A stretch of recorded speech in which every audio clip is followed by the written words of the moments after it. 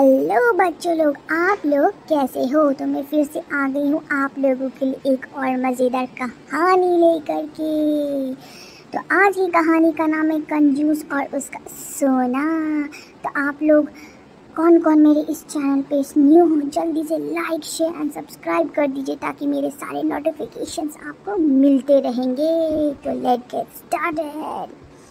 एक गांव में एक अमीर ज़मींदार रहता था और जितना अमीर था उतना ही कंजूस भी। अपने धन को सुरक्षित रखने का उसने एक अजीब सा तरीका निकाला था।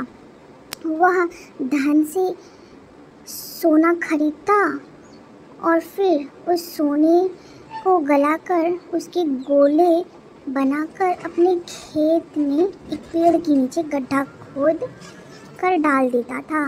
रोज़ रोज़ खेत जाना और गड्ढे को खोदकर सोने के गोलों की गिनती करना उसकी दिनचर्या का हिस्सा ही बन चुका था। इस तरह वह सुनिश्चित करता था कि उसका सोना सुरक्षित है। एक दिन एक चोर ने कंजूस आदमी को गड्ढे में से सोना निकालकर गिनते हुए देख लिया। वह छुपकर उसके जाने का इंतज़ार कर रहा था।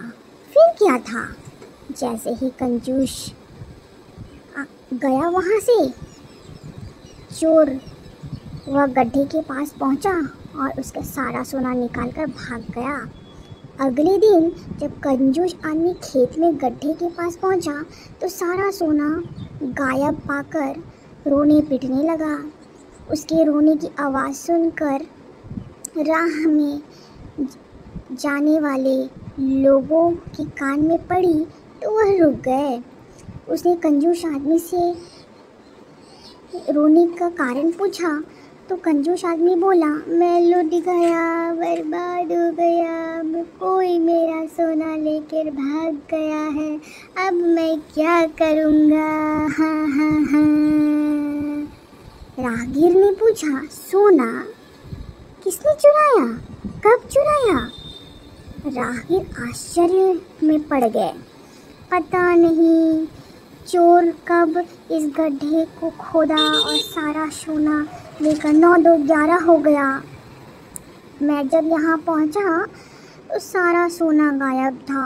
कंजूस आदमी बिलखते हुए बोला, गड्ढे में सोना था और चोर लेके गया। आश्चर्य, तुम अपना सोना यहाँ गड्ढे में क्यों रखते हो, अपने घर पर क्यों नहीं रखते।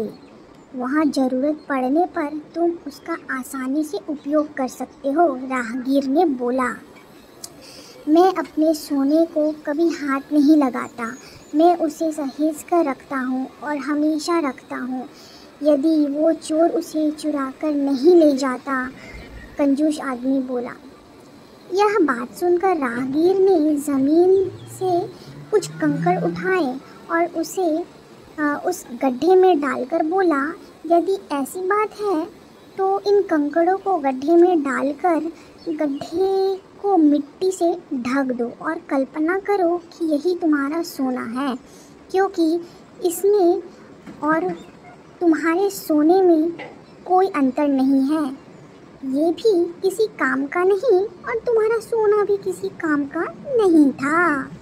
उस सोने का तुमने कभी कोई उपयोग ही नहीं किया, ना ही करने वाले थे। उसका होना या ना होना दोनों बराबर था।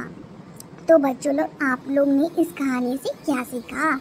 इस कहानी से सीख मिलती है, जिस धन का कोई उपयोग ना हो उसकी कोई मोल नहीं। तो बच्चों लोग, आप लोगों को फिर एक और नई कहानी के साथ। तब तक के लिए बाय, टेक केयर। पेरेंट्स की रिस्पेक्ट करें, उनके साथ वक्त गुजारें। बाय।